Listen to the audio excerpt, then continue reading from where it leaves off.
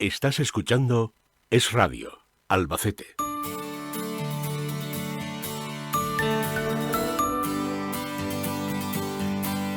Bueno, vamos a hablar sobre inteligencia emocional y las diferentes herramientas con las que podemos contar tras el paso de una dana, como ha pasado ahora mismo por Castilla-La Mancha y la Comunidad Valenciana, ¿no? ¿Qué podemos hacer?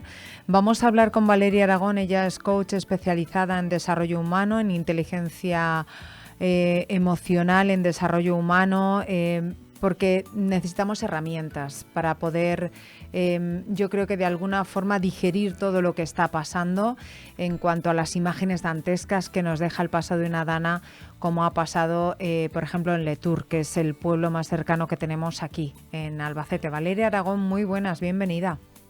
Hola María, qué día triste este, ¿eh?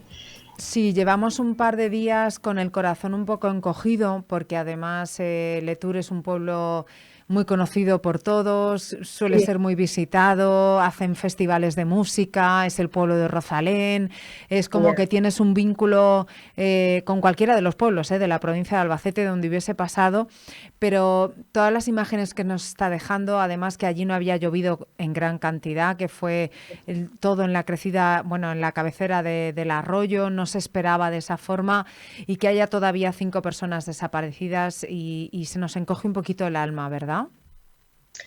Sí, estos procesos generan shock, es muy traumático para quien está sumergido en ese tipo de experiencia vital y es como que de golpe empieza a transitarse la incredulidad, ¿no? Por un momento parece que estás disociado de la vida, de lo que está sucediendo, no consigues enraizar y ver la profundidad de lo que está sucediendo y el cambio que supone a tantos niveles, porque también nos conecta profundamente con la incertidumbre, con la inseguridad. Es un fenómeno natural, con lo cual, aunque pueda haber habido causas también de no haber previsto algo a nivel humano, la realidad es que históricamente la naturaleza tiene estos arranques, vamos a decir, de fuerza y poder, y el ser humano tiene que hacer las cuentas con este tipo de cosas, ¿no? Entonces, el primer shock es de gran incredulidad, de parecer que estás como en una Totalmente. película que no parece real. A veces tienes que incluso mirar alrededor y decir, ostras, la vida sigue, pero ¿por qué yo no he podido? ¿No? O sea, estoy como parado en el tiempo intentando comprender aún qué ha pasado cuando ayer estábamos, o antes de ayer estábamos tan normales, y hoy mi pueblo, mi casa, mi familia y mi Amigos, percepción. conocidos, animales, tus Sí, enseres, todo, todo, todo. lo que subyace a todo eso, que es tu percepción de seguridad, que es lo que se mueve, porque aquí de golpe es ese, siempre vivimos en contacto con la incertidumbre, eso siempre ha estado, pero cuando suceden estas cosas es como que tomas conciencia profunda de esto, ¿no? Y entonces aparece esa sensación de inseguridad que dices, ¿cómo hago las cuentas con el no saber qué va a pasar y si se repite, cómo me puedo proteger? Y muchas veces incluso la gente se queda enganchada en algo que puede llegar a ser muy peligroso, que es, ¿y si yo hubiera hecho? ¿Y si yo hubiera dicho? ¿Y si no hubiera ido por allí? ¿Y si hubiera llamado por el otro lado? ¿Y sí, ¿no? En ese proceso tan difícil de manejar mentalmente, que es como estar buscando escenarios donde lo hubiera podido evitar, algo que es profundamente inevitable. Con lo cual aumentamos o alargamos el proceso de aceptación de lo que es y, bueno, genera más trabas, ¿no?, en todo esto. Fíjate, y no solo tienes que tener un vínculo familiar o emocional de amistad con todo lo que está ocurriendo. Hay gente que a lo mejor no conocía a nadie en el pueblo de Letur y tiene ese sentimiento, ¿no?, de decir, pero ¿qué ha pasado? ¿Pero cómo ha podido pasar esto? Y ves a la gente que ha perdido su casa o que han perdido a unos padres o a un familiar y que lo han perdido todo a nivel emocional, el impacto que te genera, también personas que te dicen, pues yo tenía un restaurante, pero vi cómo se lo llevaba el arroyo perfectamente, ¿no? Y decir, pero estoy vivo y estoy aquí. Claro, Eso también lo he oído, pero estoy claro, aquí. nos coloca al resto. Esto es como cuando hemos visto atentados o desastres naturales, aunque esté a miles de kilómetros de nosotros, es ese contacto con la incertidumbre.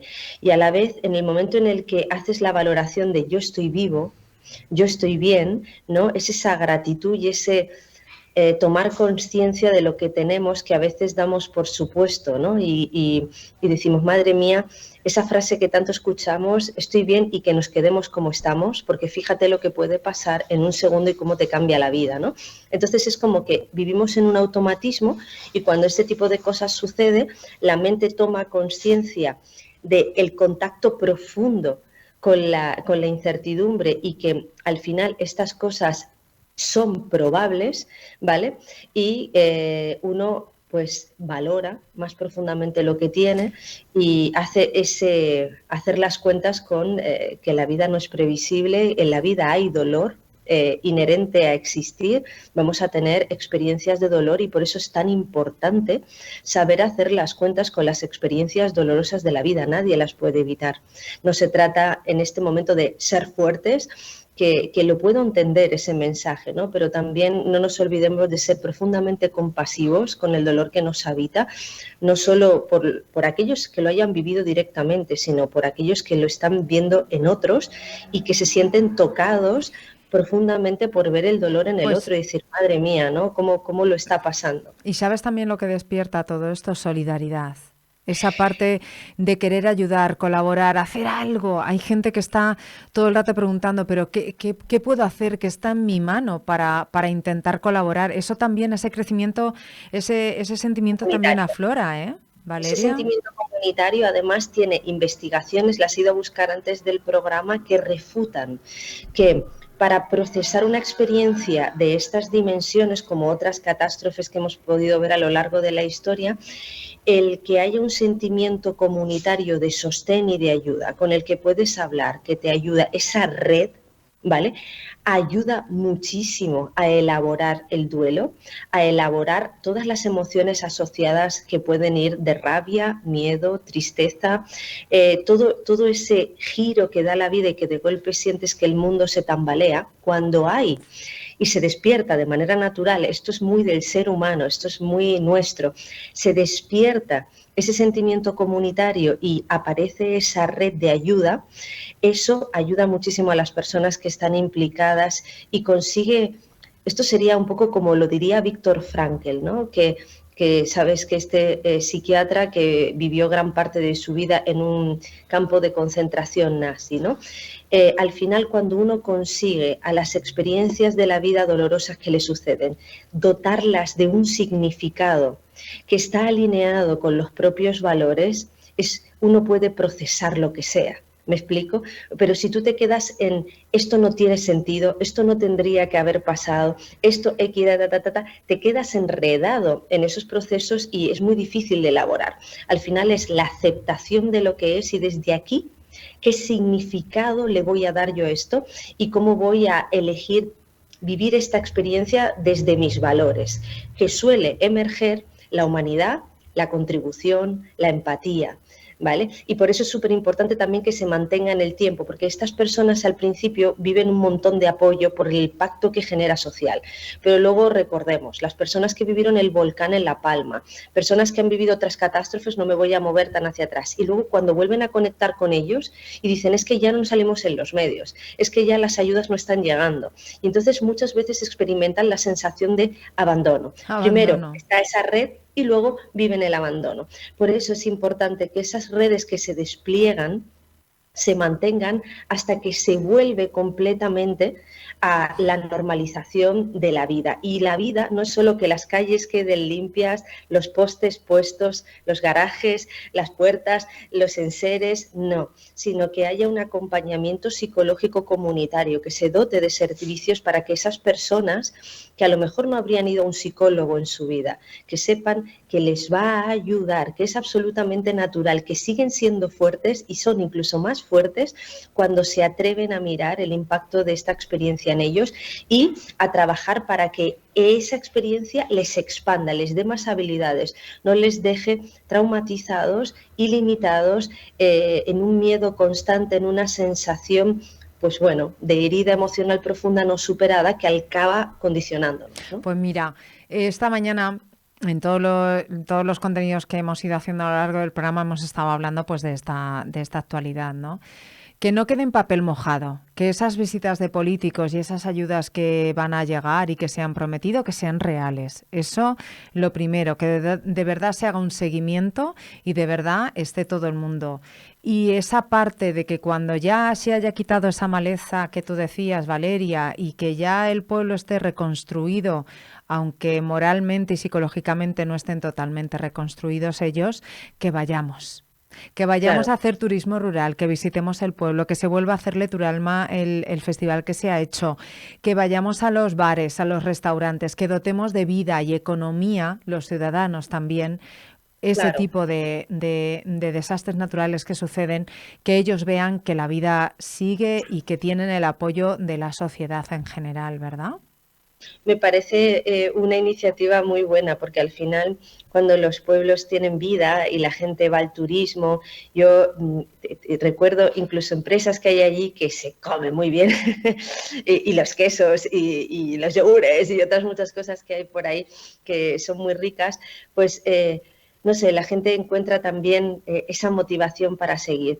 Y lo que pasa, y al mismo tiempo que te refuerzo esa idea, siempre sabes que la psicología humanista y la mirada que nosotros tenemos recuerda que no puedes depender de algo externo para un proceso. Es decir, incluso cuando quizás algunas de esas iniciativas inevitablemente caigan en papel mojado, uno no puede victimizarse ante ello, sino que tiene que tomar cartas en el asunto para decir qué me está sucediendo a mí y cómo puedo procesar esto que me está pasando a mí, porque depende solo de mí que yo vuelva a entrar y esté plenamente en la vida como estaba antes de este acontecimiento, incluso habiendo tenido todo tipo de pérdidas. Es decir, cuando se elabora un duelo, la labor más importante es la resignificación de la vida después de aquella pérdida que vivimos. Es decir, a veces cuando perdemos a alguien o perdemos algo muy importante,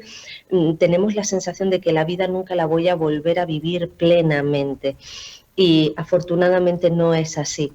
Por mucho amor, y eso nunca falla, eso siempre es importante, el contacto con el amor, con los seres queridos que están y que no están, eso es fundamental y al mismo tiempo sigue estando disponible el volver entero y pleno a la vida, suceda lo que haya sucedido. Pero para eso uno tiene que haber tomado la absoluta y profunda responsabilidad de asegurarse de llegar hasta ese punto y hacer todo lo necesario para que esta experiencia se quede como un profundo aprendizaje vital y no como una herida o un trauma que nunca superó.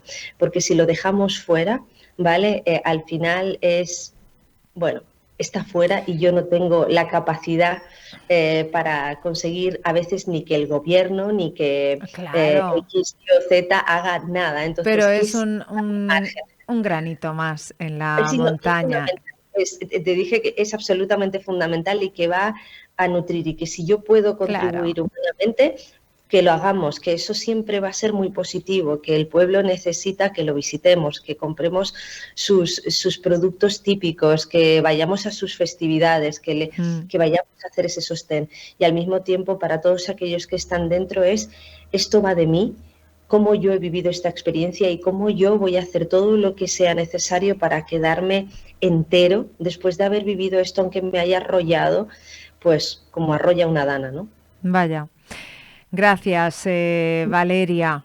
Aquí estamos pues ofreciendo la última hora, lo que podemos, y vamos a ver los avances, que todavía hay 5 personas desaparecidas en Letour y estaremos muy pendientes de todo ello. Un abrazo, Valeria, gracias. Un abrazo a todas las familias. Hasta la próxima. Totalmente. Hacemos un alto en el camino y hablamos que mañana es 1 de noviembre, mañana es el Día de Todos los